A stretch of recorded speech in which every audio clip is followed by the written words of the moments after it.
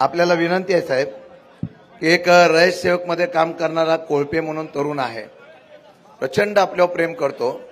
त्यांनी एक कविता लिहिलेली आहे. उद्या त्याचं प्रकाशन होईल, फक्त आपल्या हस्ते त्याचं उद्घाटन व्हावयाची त्याची प्रामाणिक इच्छा आहे. उद्या YouTube वरती ती कविता आपल्याला पाहायला मिळेल. तो आमचा रयत शिक्षण संस्थेमध्ये शिकणारा आमचा तरुण पवार साहेब आपल्यावरती प्रेम करतो. ती कविता आपल्याला सुपूर्द करतो. एकदा जोरदार टाळी. उद्या आपण सर्वांनी YouTubeला नक्की पहा. धन्यवाद. सातारा लोकसभा मतदारसंघाच्या महाविकास आघाडीचा उमेदवार म्हणून माझ्या प्रचाराच्या निमित्ताने या ठिकाणी वाईच्या पुण्यनगरीमध्ये या ठिकाणी आलेले माझं आणि तुमच्या सर्वांचं दैवत आणि उद्या देशाच्या असलेल्या परिवर्तना नादीचे खरे शिल्पकार आदरणीय पवार साहेब, त्याचबरोबर माजी मुख्यमंत्री आणि सातारा जिल्ह्यातल्या महाविकास आघाडीचे प्रमुख पृथ्वीराज चव्हाण साहेब, बाळासाहेब पाटील साहेब, श्रीनिवास पाटील साहेब, बालाजी पाटणकर,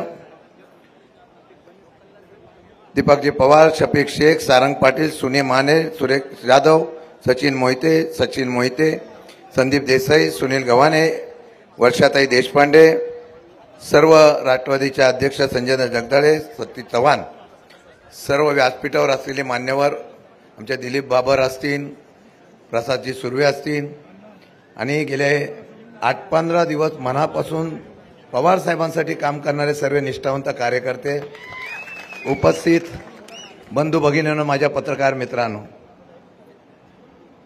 आजची ही सभा फार ऐतिहासिक सभा आहे. खरं म्हटलं तर साहेब, मी आपला धन्यवाद मानतो की मला आपण उमेदवारी जाहीर केली. खरं वरती जायचा नव्हता असा विषय आम्ही करत होतो. साहेब, लोकांचं प्रेम काय तुमच्यावरचं आहे, लोकांची आपुलकी काय तुमच्याबद्दलची आहे. ज्यावेळेला उमेदवार म्हणून मी जाहीर झालो, अगदी महाबळेश्वरमध्ये 15 वर्षापूर्वी करणारा कार्यकर्ता म्हणून काम केलेला शशिकांत शिंदे असेल आणि खंडाळ्याच्या कोपऱ्यापर्यंत असलेल्या शशिकांत शिंदेनी माझे सगळे नवंगी चवंगडी घेऊन गावागावामध्ये गेलो. पूर्वीचा महाबळेश्वरच्या असलेल्या तापोळ्या खोऱ्यापासून महाबळेश्वर पाचगणीच्या लोकांचं आजही प्रेम 15 वर्षानंतर तसंच पाहायला मला मिळालं. आणि ते प्रेम पाहत असताना खंडाळा तालुक्यामध्ये सुद्धा खरं म्हणलं काही अडचणीतून नेते बरोबर नव्हते. सामान्य कार्यकर्त्याची ऊर्जा काय असते, इतका उत्स्फूर्तप्रमाणे सर्व लोकांनी त्या ठिकाणी प्रतिसाद दिला. अगदी काल परवापर्यंत 56 गावाच्या असलेल्या गावाचा दौरा करत असताना पसरणीच्या युवकांनी सुरू केलेली या ठिकाणची रॅली आणि 56 गावातला मिळालेला प्रतिसाद बघितल्यानंतर साहेब, मी प्रामाणिकपणाने सांगतो, अनेक जण म्हणतात की वाईचा मतदारसंघच हा उद्याचा खासदार ठरवणार आहे. आज सांगतो, कोणी काही सांगो, परंतु या वाई मतदारसंघामध्ये सर्वात सातारा जिल्ह्यातलं मताधिक्य हे महाविकास आघाडीला या ठिकाणी मिळेल अशा प्रकारचा या ठिकाणी आपल्याला शब्द देतो. कारण गावागावामध्ये फिरल्यानंतर लोकांचा आत्मविश्वासाने प्रेम बघितलं आणि अशा प्रकारचं प्रेम पाहिलं. हाय भिलारे साहेबांचं लक्षात आहे. साहेब, माथाडी कामगारचा मस्कू बोडके, माने, इथं आमचे भाऊ गायकवाड वगैरे आहेत, अनेक माथाडी कामगार आहेत. माथाडी कामगार अण्णासाहेब पाटील साहेबांचा आणि शिवराव पाटील साहेबांचा विचार, तुमचं प्रेम आजही विचारलेला नाही, तो कायम तुमच्यावर अशा प्रकारचा मी इथं ग्वाही देतो. कारण खंडाळ्यामध्ये माथाडी कामगार फार मोठ्या प्रमाणात आहे, वाईमध्ये आहे. खरं म्हटलं तर आजच्या ह्या सभेच्या निमित्ताने इतक्या मोठ्या संख्येने आपण आलेला आहात, अगदी हृदयापासून तुमचा आभार व्यक्त करतो. आणि गावागावामध्ये जाताना लोक जे म्हणत होते त्याला शब्द देताना एवढंच सांगतो की माझ्या नेत्यांनी दाखवलेला विश्वास सार्थ करताना सर्वसामान्याच्या असलेल्या खंडाळ्यातल्या लोकांच्या आणि तरुणांच्या प्रश्नापासून ते पुनर्वसनाच्या प्रश्नापासून धोमचं पाणी आलं, धोम बलकडूचं पाणी आलं तरी अनेक गावांना या ठिकाणी पाणी मिळत नाही, अशा प्रकारची मागणी होत असताना सुद्धा आसवली असेल, कनेरी असेल, लोम असेल, त्याचबरोबर त्या ठिकाणच्या असलेल्या गुळूम, विळेंग, चांदंग या सर्व भागामध्ये लोकांची आजही अपेक्षा आहे की आम्हाला पाणी मिळालं पाहिजे. मी एवढंच सांगेल, जागच्या जागी बैठका घेऊन तिथल्या तिथे निर्णय घेण्याची क्षमता असलेला कार्यकर्ता म्हणून शशिकांत शिंदे निश्चित तुमच्या या विश्वासाला पात्र होईल, हा विश्वास या ठिकाणी देतो. खरं म्हणतं तर आज सातारा जिल्ह्यामध्ये 2 सभा होत आहेत. एक कराडला होते आणि एक या वाईमध्ये आपल्या असलेल्या नेत्याच्या उपस्थितीमध्ये होते. मी त्याच्यावरच येत होतो. त्या सभेत तर मी बोलणार नाही साहेब. मला खरं म्हटलं तर सांगावं लागेल, मला समोर उमेदवार भेटल्यामुळे अर्धी निवडणूक माझी सोपी झाली. गावात गेल्यानंतर मी नमस्कार केल्यानंतर लोक म्हणतात हा उमेदवार रोज भेटेल, हा उमेदवार तुमच्यासाठी शब्द मांडेल, हा उमेदवार तुमच्यासाठी काम करेल. असा विश्वास ज्यावेळेला समोरून मतदारच सांगतो तिथेच निकाल लागतो. आणि हे करत असताना मला आठवण आहे, हा जिल्हा चव्हाण साहेबांचा आहे, हा जिल्हा लक्ष्मण तात्यांचा आहे, किसन वीरांचा आणि मदन आप्पांचा सुद्धा आहे. तात्या पवार साहेबांवर किती प्रेम करत होते याची प्रचिती वाईच्या सर्व नव्हे तर सातारा जिल्ह्याला सुद्धा माहिती आहे. अध्यक्ष होते. महाराष्ट्रामध्ये निवडणूक झाल्यानंतर सर्व खासदार आणि आमदार आणण्याची किमया तात्यांनी करून दाखवली. आज ते नाही आहेत पण त्यांचे विचार आपण जोपूया. मदन आप्पा, मी साक्षीला आहे, ज्यावेळेला काटावरचं सरकार होतं तेव्हा नारायण राणे फार मोठ्या प्रमाणात पक्ष फोडण्यासाठी प्रयत्न करत होते. एक आप्पा असे होते की त्यांच्याकडे बघून साहेबांनी सर्व बाजूला ठेवलं आणि या राज्याचा राज्यमंत्री करण्याचा इतिहास सुद्धा या पवार साहेबांनी निष्ठावंताच्या माध्यमातून करून दाखवला. म्हणून त्यांचे विचार जपणारे आपण लोक आहोत. गेल्या 2-3 दिवसापासून चव्हाण साहेबांच्या बद्दल फार बोललं जात आहे. ज्याला त्याला चव्हाण साहेबांची आठवण यायला लागली. खरं म्हणतात तर चव्हाण साहेबांचा विचार हा ज्यांनी पहिल्यापासून मानसपुत्र म्हणून या ठिकाणी जपला तो नेता माझ्या व्यासपीठावर आहे. त्यामुळे ह्या सातारा जिल्ह्याची निवडणूक जी आहे ही चव्हाण साहेबांच्या नावाने जिंकली शकते. हा विचार आल्यामुळे ज्यांनी कधी चव्हाण साहेबांच्या त्या असलेल्या समाधीकडे गेले नाही, ज्यांनी कधी चव्हाण साहेबांचा विचार या ठिकाणी जपला नाही, आज सुद्धा कराडला सभा होत असेल, मला माहित नाही चव्हाण साहेबांच्या समाधीवर जातील का नाही. कदाचित आता चव्हाण साहेबांच्या समाधीवर गेल्याशिवाय सातारची निवडणूक जिंकणार नाही अशा बाकीची परिस्थिती दिसल्यावर कदाचित जातील सुद्धा. पण शेवटी चव्हाण साहेब आशीर्वाद देतील ते चव्हाण साहेबांच्या विचाराच्या नेत्या आणि चव्हाण साहेबांच्या विचाराच्या पाठीमागे. त्यामुळे लढाई आहे. मग आजपासून निष्ठावंत बोललं जात आहे. निवडणुकीचं राजकारण लोकशाहीने व्हावं लागतं. निवडणुकीचं राजकारण मतदाने व्हावं लागतं. हल्ली मतदान होतं का नाही अशी शंका आहे. निवडणूक सुरू झाली की सुडाचं राजकारण सुरू होतं. महाराष्ट्रातल्या अनेक दिग्गज कार्यकर्त्यांना, चांगल्या ताकदवर कार्यकर्त्यांना, जे पवार साहेबांच्या पाठीमागे राहिले, जे काँग्रेसच्या विचाराच्या पाठीमागे राहिले, जे शिवसेनेच्या विचाराच्या पाठीमागे राहिले, अशा सर्व मंडळींना कालपर्यंत त्या ठिकाणी त्रास देण्याचा प्रयत्न होता. कारण त्यांना कळलं ही मंडळी हल्ल्याशिवाय आपण महाराष्ट्र जिंकू शकत नाही. आणि म्हणून अशा प्रकारचा प्रयत्न अगदी सोलापूर पासून साताऱ्याला होतोय. मी तर त्या दिवशी सांगितलेलं आहे की आमचे लोकवृत्तचे पत्रकार बसलेले आहेत. त्यांनी सांगितलं की लगेच शशिकांत शिंदेना कधी अटक होऊ शकते. माझा जीव मी साहेबांसाठी दिलेला, मी अटकेला कधी घाबरत नाही. त्यामुळे समोर जायचं, जे होईल त्याला समोर जायचं. पण तुम्हाला मी सांगतो, हे जे आहेत ना समोर, ही सामान्य जनता आहे. त्यांना या महाराष्ट्रामधले झालेलं राजकारण सुद्धा खपलं नाही, या महाराष्ट्रामध्ये झालेला फोडाफोडीचा पक्ष सुद्धा खपला नाही, आणि या महाराष्ट्रामध्ये आलेली हुकुमशाही सुद्धा खपली नाही. मी आपल्याला एवढीच विनंती करेल सगळ्या जनतेला आणि माझ्या लोकांना विनंती करेन, एक इतिहास घडवायचा आहे. कोणी नेता नसताना आता आमच्याकडे अध्यक्षापासून सगळे उभे राहिलेत. आम्हाला वाटलं खुर्चीवर कोण बसायला भेटेल का नाही. इतकी गोडची म्हणजे आता विश्वनाथ सकपाळ पवार साहेबांचे निष्ठावंत साहेब त्या ठिकाणी प्रभाकर आलेले आहेत. इतके निष्ठावंत साहेब आजही तुमच्यावर प्रेम करणारी माणसं आहेत. आणि साहेब प्रभाळे वगैरे साहेब सकाळपासून दिवसभर सकाळी 9ला बाहेर निघतात आणि रात्रभर फिरत बसतात. अशी निष्ठावंतांची फौज तुमच्या आजही आमचे स्वातंत्र्य सैनिक आहेत. प्रचंड फिरतायत, इतिहास घडवण्याच्या बाबतीत मला निर्णय घेत आहेत आणि तशा पद्धतीचं काम करणारा आमचे रमेश गायकवाड ते प्रसाद सुर्वे असतील काही असो सगळे काम करतायत. आणि सर्वात महत्वाचं म्हणजे साहेब या वाई मतदारसंघामध्ये समोर बसलेली माणसं तुमच्यावर जीवापाड प्रेम करतायत हीच आजची उपस्थिती पोचपावती आहे. आणि म्हणून आम्ही काळजी करत नाही. मी तुम्हाला विनंती करणार आहे, 7 तारखेला निवडणूक होणार आहे. आता 29 तारीख आहे. आता काही लोकांना फोन यायला सुरू झालेले आहेत. काही प्रेमाने सांगतात का नाही.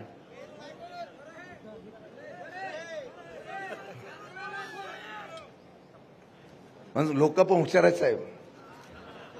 वाड्यावर जाऊन भेटून येतात नंतर सांगतात आपल्याला करायचं तेच करायचं.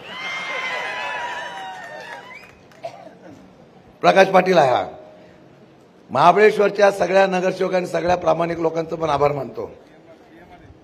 साहेब सर्वात नितीन बेलारे येऊन भेटले, नानासाहेब कासुर्डे आहेत, सगळे आहेत.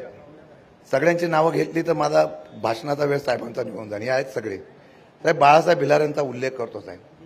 मला आठवत आहे DM बावळेकर सगळे आहेत. 1999 साली पवार साहेबांच्या पाठीमागे जेवढी बैठक पहिली झाली महाबळेश्वरला त्यामध्ये सातारा जिल्ह्यामध्ये लक्ष्मण तात्या होतेच, पण बाळासाहेब भिलारे सुद्धा प्रामाणिकपणाने पाठीमागे राहिले. आज तेच विचार घेऊन आपण पुढे जाऊया. एक इतिहास घडवायचा आहे. अगदी तापोळ्याच्या कांदाटी खोऱ्यापासून आलेल्या लोकांनी, खंडाळ्याच्या असलेल्या लोकांनी, सगळ्यांनी वाईच्या लोकांनी एक इतिहास घडवायचा आहे. मतपेटीच्या वेळेवर जेव्हा आपण मतदानाला जाऊ कोणी काही करायचं करून द्या, पण समोर असलेल्या सर्व लोकांना विनंती करेल 7 तारखेपर्यंत एवढं काम करा. 7 तारखेपर्यंत एवढं काम करा. अंडर करंट आहे त्याला स्फोट होऊन द्या. प्रचंड अंडर करंट आहे, प्रचंड अंडर करंट आहे. तो अंडर करंट या ठिकाणी त्याचा स्फोट होऊन द्या आणि त्या शॉकमध्ये महायुती कोसळून द्या एवढी तुम्हाला विनंती करणार आहे. साहेब खंडाळ्यामध्ये औद्योगिक क्षेत्र वाढलं. माझे तरुण तसेच आहेत. मी त्यांना शब्द दिलाय. आमच्या लोकांच्या मागण्या काय आहेत. IT park. साहेबांना काय आश्चर्य नाही. साहेबांनी एक शब्द टाकला की साताऱ्यामध्ये IT पार्क आला. साहेबांनी एक शब्द टाकला की इंडस्ट्री एरिया आडेल. म्हणून माझ्या सर्वांना विनंती आहे, माझा हा नेता पृथ्वीराज बाबा, सगळे श्रीनिवास पाटील साहेब वगैरे सगळी मंडळी, आम्ही आता लढतोय या महाराष्ट्राच्या स्वाभिमानासाठी. आम्ही लढतोय या देशाच्या लोकशाहीसाठी. आणि म्हणून या सर्व गोष्टीचा विचार करून हात जोडून विनंती आहे, 7 दिवस असं काम करा, अशा पद्धतीने काम करा, इतिहास घडवा. आदरणीय खासदार शरदचंद्रजी पवार साहेब, खासदार श्रीनिवासजी पाटील, जिल्ह्याचे माजी पालकमंत्री आमदार बाळासाहेब पाटील,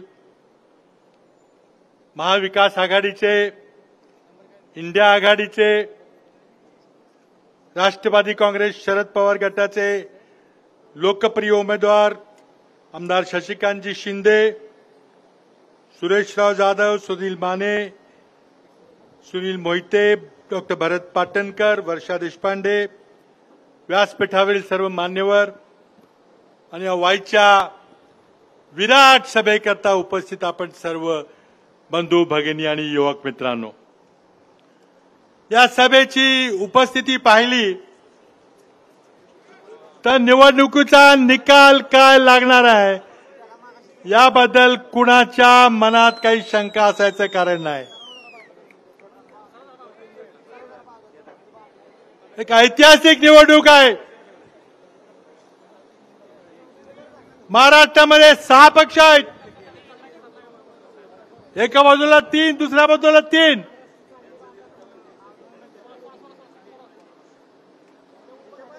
नरेंद्र मोदींची 3री निवडणूक आहे आणि या निवडणुकीमध्ये जनतेच्या प्रश्नाची चर्चा करायचं सोडून नरेंद्र मोदी कुठेतरी ही निवडणूक भरकटायचा प्रयत्न करतायत. माझी कमाल अपेक्षा होती की मोदींनी आपल्या 10 वर्षाच्या कारकिर्दीचा आढावा त्या ठिकाणी सादर केला पाहिजे. त्यांनी अनेक आश्वासनं दिली होती, त्यातली काही पूर्ण झाली नाहीत. तुम्ही ती आश्वासनं का पूर्ण करू शकला नाही? आता तरी पूर्ण करणार आहे का? सगळे आश्वासनं जुमले होते? लोकांची अपेक्षा आहे दरवर्षी 2 कोटी रोजगार, 10 वर्षामध्ये 20 कोटी रोजगार, शेतकऱ्याचं उत्पन्न 15 लाख. अरे तुम्ही एकही आश्वासन पूर्ण केलं नाही. का केलं नाही तेही सांगत नाही. आणि आता नुसती घोषणा दिली 400 पार, पण तुम्ही चर्चा मात्र काँग्रेसच्या जाहीरनाम्याची करताय. तुम्हाला जर 400 पार मिळणार असतील तर मग आमच्या जाहीरनाम्याची, विरोधी पक्षाच्या जाहीरनाम्याची चर्चा करायची काय गरज आहे? न बोललेले, आमच्या जाहीरनाम्यामध्ये नसलेले विषय आमच्या तोंडात घालून तुम्ही त्याची चर्चा करताय. याचा अर्थ स्पष्ट आहे, नरेंद्र मोदींचा आणि भारतीय जनता पक्षाचा आत्मविश्वास ढळलेला आहे. त्यांना ही निवडणूक जिंकता येणार नाही याची खात्री झालेली आहे. म्हणून अनेक सभा घेत आहेत, पण काय आहे की सभेला माणसं जमत नाहीत. 500-500 रुपये देऊन माणसं आणायचं चाललंय. अमरावतीच्या सभेचा एक व्हिडिओ व्हायरल होतोय. एक महिला एका माणसाची वाद घालतीये, पाकिटात 300 रुपये, आम्हाला 700 सांगितले होते. कुणी मधी गडप केले, माणसाचं नाव पण सांगितलंय की तो कॉन्ट्रॅक्टर होता, त्याने तर आमच्याकडनं 700 दिले, मग तुम्हाला 300 दिले. नरेंद्र मोदीजी, आज तुम्हाला पैसे देऊन माणसं आणल्याशिवाय सभेला माणसं येत नाहीत. लोकांच्या अपेक्षा आहेत की जनतेचे प्रश्न आहेत त्याचं बोला. आज ही निवडणूक 5 मुद्द्यावर होणार आहे. या देशातली बेरोजगारी, आमचा युवक पालकांनी जमीन विकून, आईने दागिने गहाण ठेवून पैसे गोळा करून पोराला इंजिनियर केलं असतं, पण नोकऱ्या नाहीत. इंजिनियर पोरांना पिझ्झा डिलिव्हरीचं काम करावं लागतंय पुण्यात.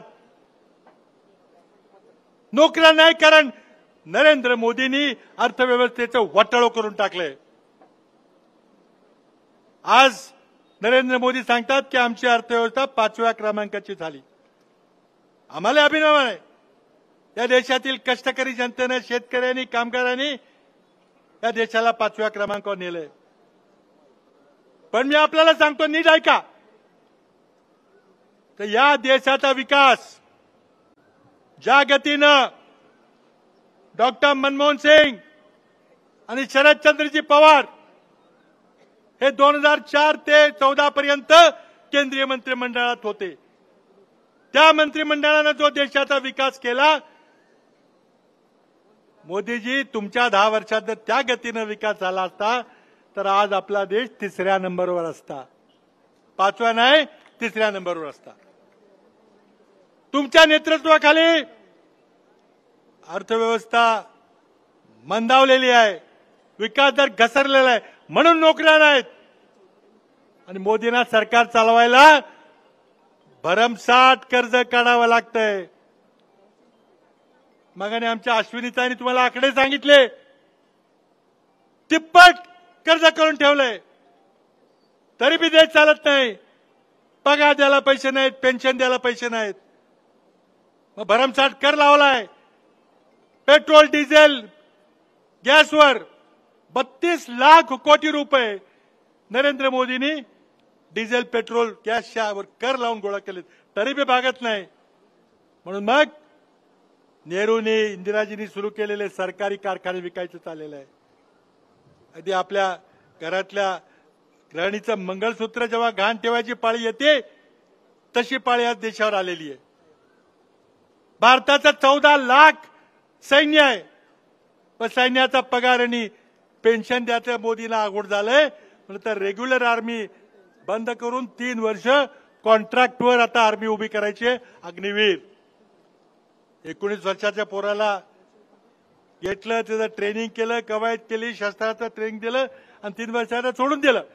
त्याला डिग्री नाही, पेन्शन नाही, मेडिकल फॅसिलिटी नाही. काय करेल तो पोरगा? त्याला फक्त बंदुकीचं ट्रेनिंग येते. काय तुम्ही वाटोळं करून टाकलं देशाचं.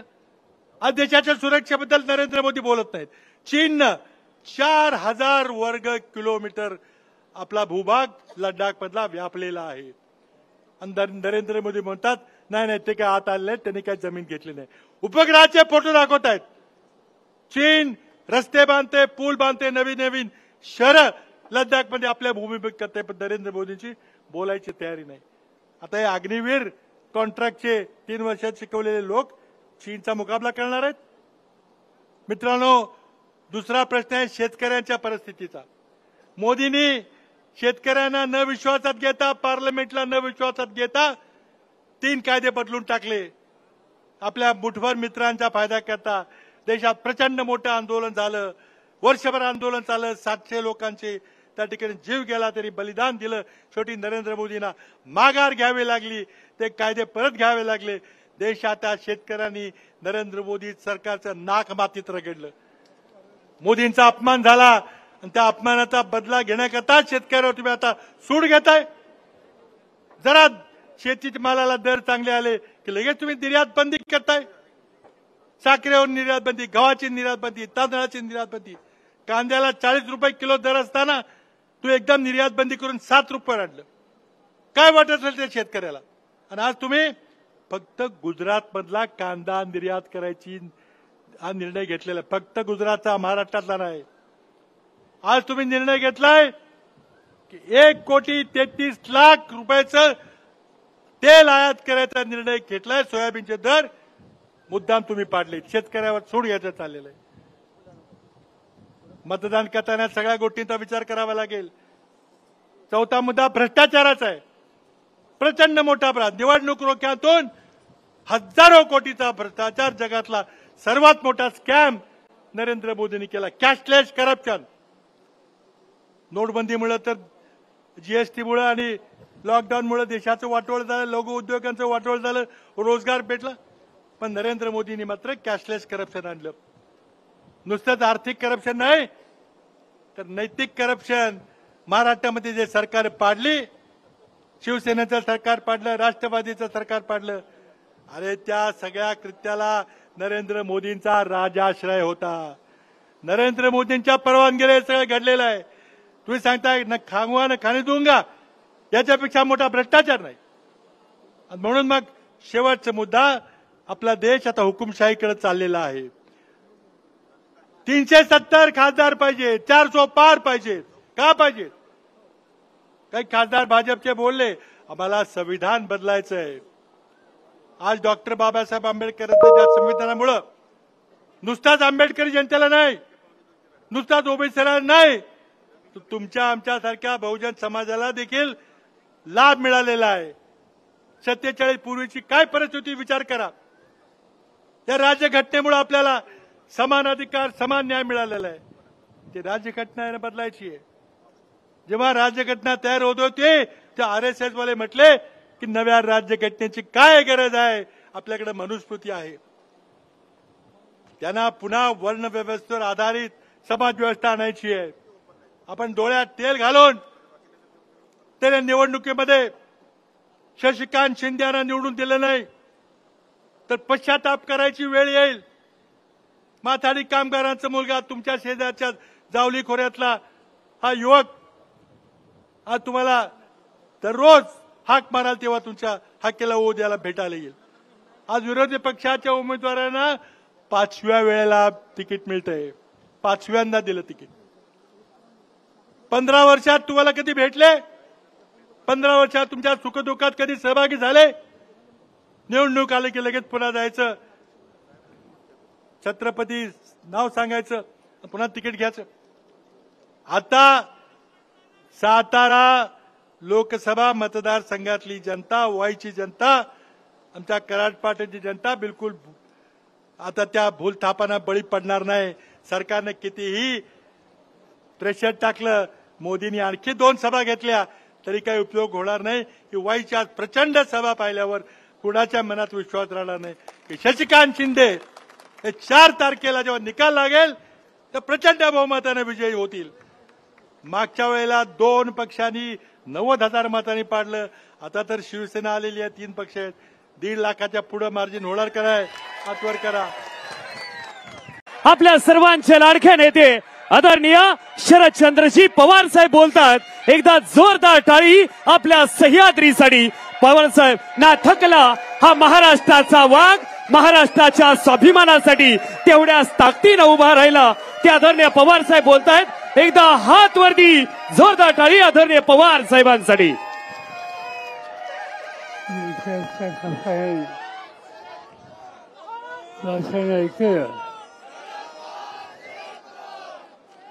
यांची आत्ताच विचार आपण ऐकले ते महाराष्ट्राचे माजी मुख्यमंत्री आणि सातारा जिल्ह्याचे सुपुत्र पृथ्वीराज चव्हाण,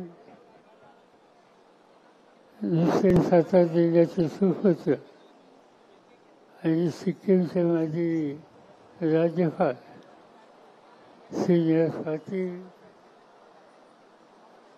यांना मोठ्या मताने निवडून द्यायचा निकाल तुम्ही लोकांनी केलेला आहे. ते या संयुक्त आघाडीचे उमेदवार शशिकांत शिंदे, आमदार बाळासाहेब पाटील, व्यासपीठावर उपस्थित असलेले विविध पक्षांचे नेते आणि बंधू भगिनींनो, लोकसभेची निवडणूक आली आणि देशामध्ये एक वेगळं चित्र निर्माण झालं. आणि त्याचं महत्त्वाचं कारण की या देशामध्ये निवडणुकीच्या संबंधीची चिंता लोकांना वाटते. त्याचं महत्त्वाचं कारण की आज भारताचं नेतृत्व प्रधानमंत्री नरेंद्र मोदी करतात. आज ते या जिल्ह्यात आहेत. आज उद्या महाराष्ट्रामध्ये अनेक ठिकाणचे जात आहेत. सोलापूरला गेले, बार्शीला जात आहेत, पंढरपूरच्या आसपास जात आहेत, कर्नाटकला येत आहेत, पुण्याला जात आहेत, आजूबाजूला आणखीन काही ठिकाणी जात आहेत. त्यांनी मनावर घेतले आणि त्यांच्या लक्षात आले की हा महाराष्ट्र एका वेगळ्या रस्त्याने जाणार आहे आणि चुकीची गोष्ट, चुकीचं राजकारण करण्याच्या संबंधीची ज्यांनी पावलं टाकली त्यांच्या हातामध्ये लोकांचा पाठिंबा येणार नाही. आणि मग काहीतरी जाऊया, वेगळं सांगूया आणि लोकांच्या मनामध्ये नसलेल्या गोष्टी आणून ह्या राज्याचा, या देशाचा कारभार हा आपल्या हातात घेण्याचा प्रयत्न केल्याशिवाय गत्यंतर नाही या निष्कर्षाची ते आले. ते आणि त्यांचे एक दुर्दी लागले, त्यांचं नाव अमित शहा, बघितलं असायचं. ते हिंतात महाराष्ट्रामध्ये भाषण करत आहे. ते भाषण केलं एके ठिकाणी. की सर्व स्वारांनी काय केलं. अशी गमतीची गोष्ट.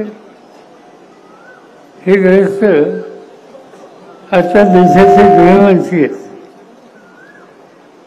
आणि ते राज्यात जाऊन लोकांच्या समोर आपण काही दिवे लावले हे सांगत नाहीत. दुसऱ्यांनी काय केलं हा प्रश्न विचारतात आणि विशेष असेने जो प्रश्न विचारला की शेती आणि शेतकऱ्यासाठी काय केलं. हे अमित शहाना एवढं सांगू इच्छितो. 2004ला माझ्याकडे देशाच्या शेती खात्याचं काम आलं. मनमोहन सिंग हे देशाचे प्रधानमंत्री होते. राष्ट्रपती भवनमध्ये शपथविधी झाला. मी शेती मंत्र्याची शपथ घेतो आणि शपथ घेऊन घरी आलो. ते एक फाईल घेऊन एक अधिकारी माझ्याकडे आला. मी आत्ता शपथ घेतली, कशी फाईल आली. त्यांनी सांगितलं की देशाचं गव्हाचा साठा हा 3 आठवडे फुले एवढाच आहे. देशामध्ये 2 महिने फुले एवढी साखर आहे आणि देशामध्ये इतर सगळं धान्य 1.5 महिन्यापेक्षा जास्त फुलणार नाही इतकंच आहे. आणि त्याला मार्ग एकच आहे की अमेरिकेवरनं धान्य आणायचं, ब्राझीलवरनं धान्य आणायचं. माझ्या मनात गोष्ट आली की हा काळ्या आईशी इमान राखणाऱ्या लोकांचा देश. या देशाचा कष्टकरी शेतकरी अहोरात्र मेहनत करतो, उत्तम धान्य पिकवतो आणि त्याला परदेशातून धान्य आणायला लागायचं. ही गोष्ट संशोधनी नाही.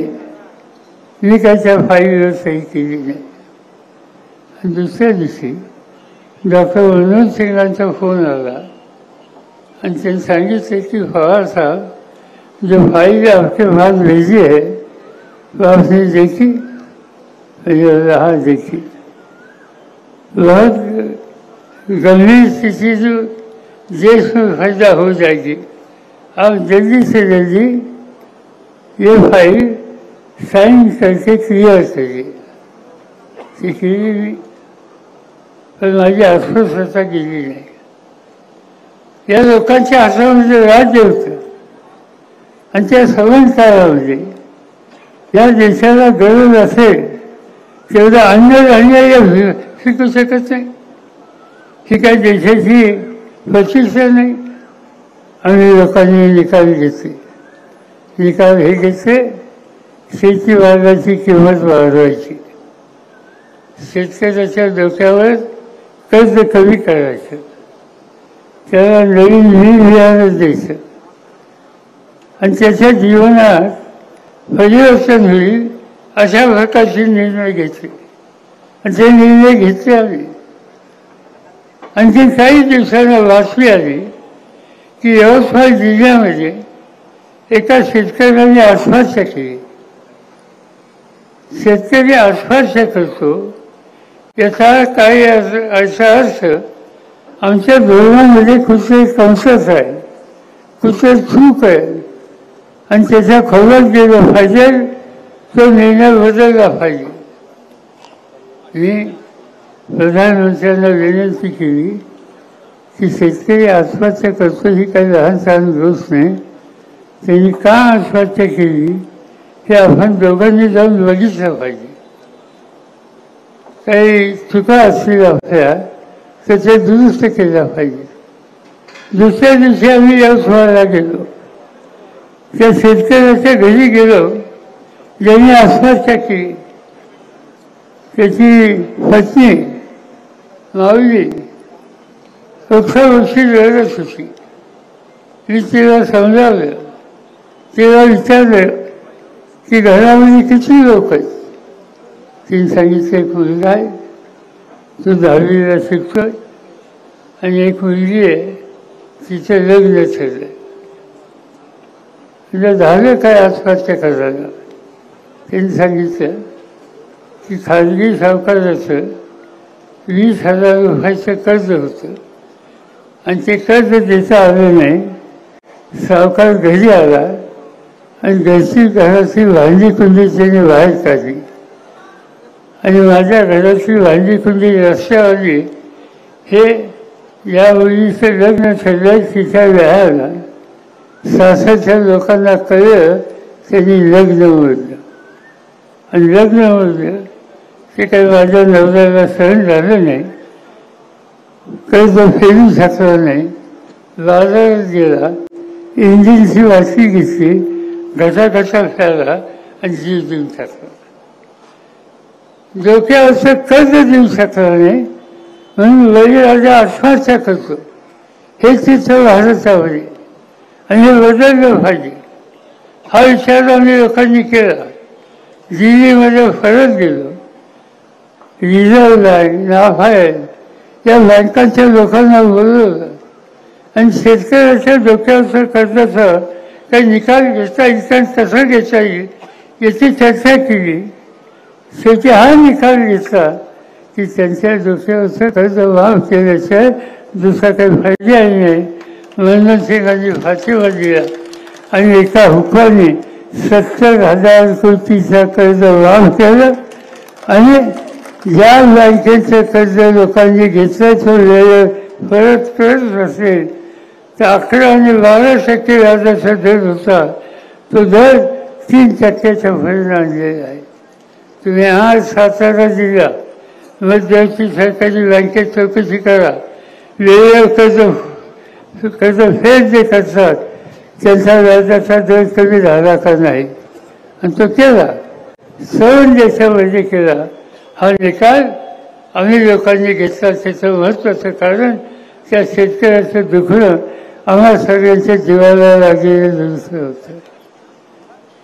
हा निवड एक प्रश्न नाही. शेतीमालाच्या किमती हाही अत्यंत महत्त्वाचा प्रश्न आहे. आता ज्या ठिकाणी बोलत असताना पृथ्वीराज चव्हाणांनी सांगितलं कशा कशाच्या किमती वाढवल्या, काय अवस्था होती. आज या देशामध्ये आम्ही लोकांनी सत्ता हातात आल्याच्या नंतर गव्हाचे भाव वाढवले, तांदूळाचे भाव वाढवले, फळांचे भाव वाढवले, कांद्याचे भाव वाढवले, तूर आणि डाळींचे भाव वाढवले. त्याचा परिणाम काय झाला की 2 वर्षामध्ये हा देश परदेशातलं धान्य आणत होता तो आज जगाच्या 18 देशांना धान्य फेकून तो त्या ठिकाणी त्याचा पुरवठा करतो. आज हिंदुस्थान जगामध्ये 2 नंबरचं साखर उत्पादन करणारा देश झाला.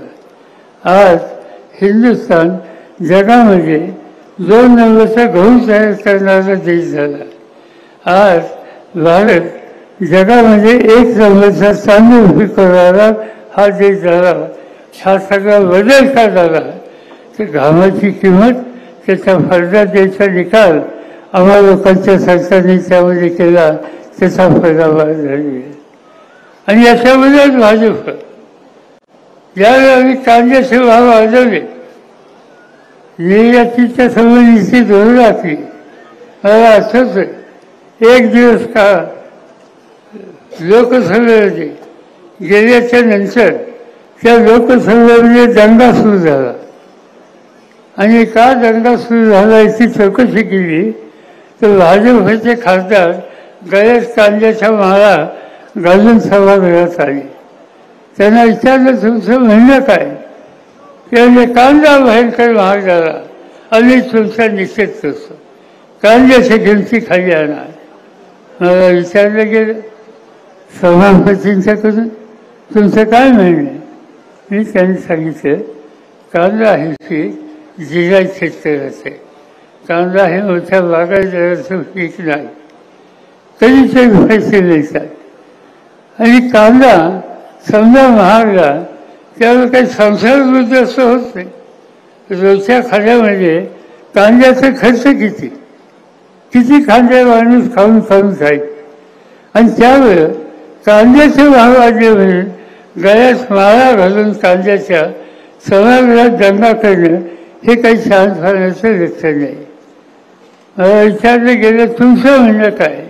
मी सांगितलं तुम्ही कांद्याच्या माळा घाला नाही तर कवल्याच्या माळा घाला, शेतकऱ्याचा भाव मी कमी करणार नाही. त्याच्या घामाची किंमत ही त्याला मिळालीच पाहिजे आणि त्यासाठी घेतलेले निर्णय हे बदलणं शक्य नाही. या प्रकारची धोरणं असली गेली त्याचा परिणाम आज या देशाचं चित्र झाल्याचं बदललं. आणि त्याचं मुख्य कारण काळ्या आईची इमान राखणारा हा शेतकरी घाम घालतो, उत्पादन वाढवतो आणि देशाची अन्नाची गरज भागवतो हे सूत्र आम्ही लोकांनी स्वीकारलेलं होतं. मोदींना ही भूमिका मांडली नाही. मोदी जाईल त्या ठिकाणी भाषणं करतात, सांगतात. पहिल्यांदा सांगितलं तरी